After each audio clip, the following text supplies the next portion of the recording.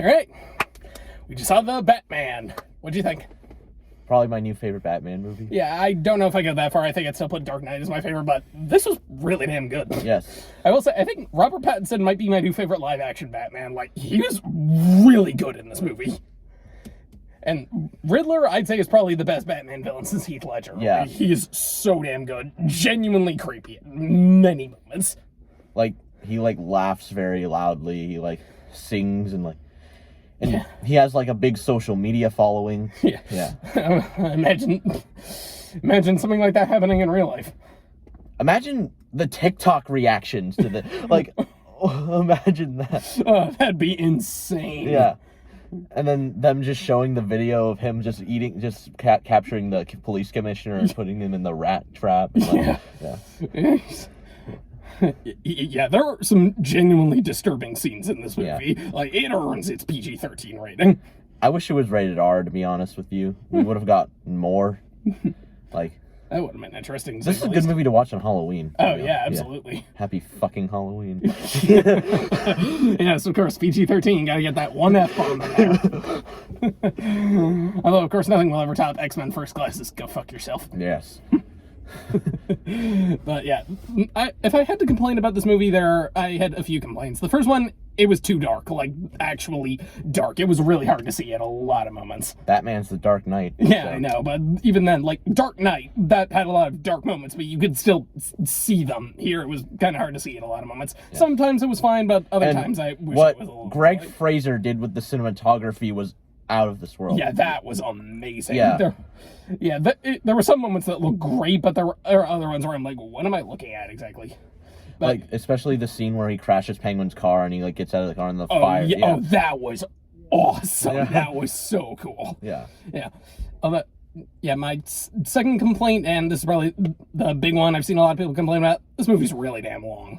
I didn't have a problem with that. But yeah, it wasn't a huge problem, but there were a few moments, like the hospital scene. I was like, okay, how long have we been here? Oh, wait, what? There's still an hour left in the movie. Yeah, and especially during the climax, I was like, okay, is this almost done? And that's my third complaint. Climax was kind of boring. Yeah. Yeah, there have been some really great Batman climaxes before. This one was really underwhelming. It wasn't terrible, but it just, honestly, not much happened. So, to be honest, I actually really like the climax because of all the it's because all the bombs going off. Yeah, well, I guess spoiler alert, but yeah.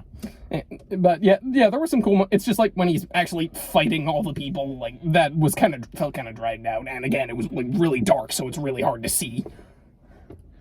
Yeah, but I still really enjoy this film. Though. Yeah. Like I said, it was a great movie. It's just those are probably my three biggest complaints. I really like the dynamic between Bruce and Alfred. That was really cool.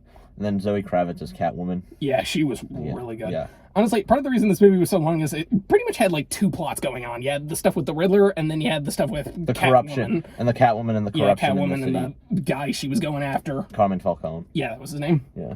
Yeah, they do tie into each other, but there were a lot of moments where it felt like we were just kind of flip-flopping back and forth.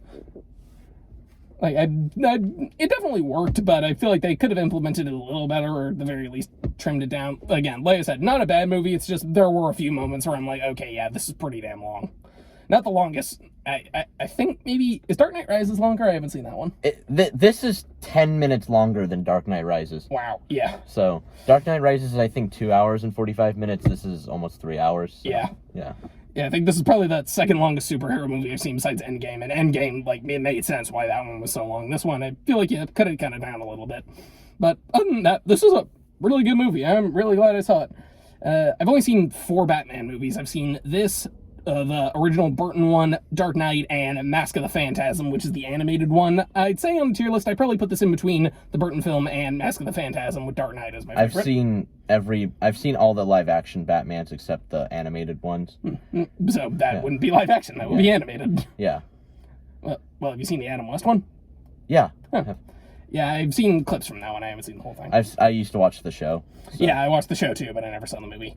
I didn't even know there was a movie until a few years ago. There was a movie. Yeah. That's where the famous, some days you just can't get rid of a bomb. But yeah, it's interesting. Like a lot of other Batman movies, this one is able to have a few light, kind of comedic moments, but they're also still creepy. Like, especially when he's like interrogating the Riddler and he's basically having a psychotic breakdown at one point. And Like he that starts was singing. Like, yeah, that was genuinely creepy. I'd say that's the only Batman thing I've seen that's creepier is the tape scene from The Dark Knight. which one is that? Is that That's the one where he's showing like the tape of him murdering the guy. Oh yeah, in the Yeah, Batman. like the extreme close up.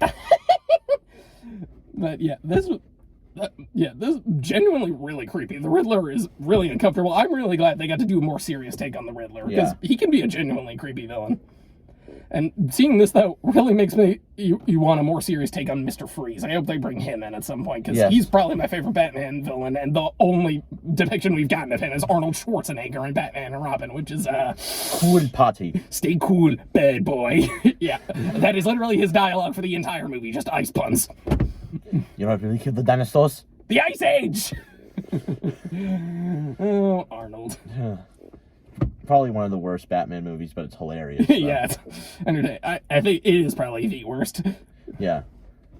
And then, I mean, there was one Andy Warhol made, but it was like cut away. No one can see it. So. Oh, I didn't know about that. Yeah. It was Batman versus Dracula. Is this real? Yes, this is real. I need to find this. You can't watch it anywhere. I don't care. We need to find this. Yes. We need to go hunting for it. Yes. Unless if an art exhibit is screening it, we can see it. Yeah, this is a lost film that needs to be tracked down. Yes. It's not lost. It's just locked away. We can't watch it. Oh. Yeah. Well, it's got to exist somewhere. Yeah. But yeah, the Batman, solid movie. 1 to 10. What would you rate it? I'd rate it 9 out of 10. Yeah, I'd go either an 8 or a 9. A little turn. I think I'm leaning towards 8 because, again, like it really started to slow down a bit towards the end. But other than that, really enjoyed it.